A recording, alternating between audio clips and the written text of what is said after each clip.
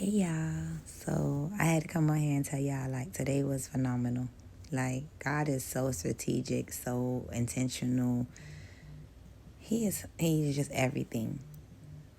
So if you follow my podcast today, I told y'all that I try to throw in the towel because I was kind of discouraged. It didn't go kick off the way I thought it would, and I was just discouraged. And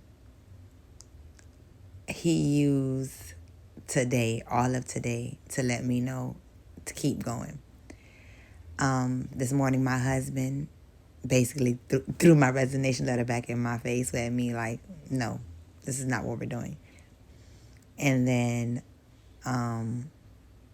so I went to an interview, and the interview was great. It was phenomenal. It was great or whatever. And at the end of the interview, the gentleman was like, do you have any questions for me? And I was like, the only question I have is, when can I start?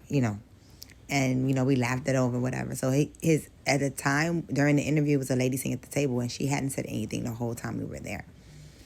And she did introduce herself, but she didn't ask me any questions or anything.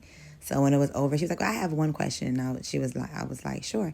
She said, are you always happy like this? She said, because, we are human and things happen. And I was just honest. I just told her, I said, look, it was a point in time where I was depressed and miserable. I was bedbound, miserable. But in May, disability told me I no longer had MS. And I'm not going to sit here and lie. I didn't tell her this, but I'm going to tell y'all. I was depressed, y'all. When I got the first letter on disability, I didn't know how was I going to take care of my life. Like, y'all know, everything was just messed up. Then I appealed it. They came back in September with another letter telling me no.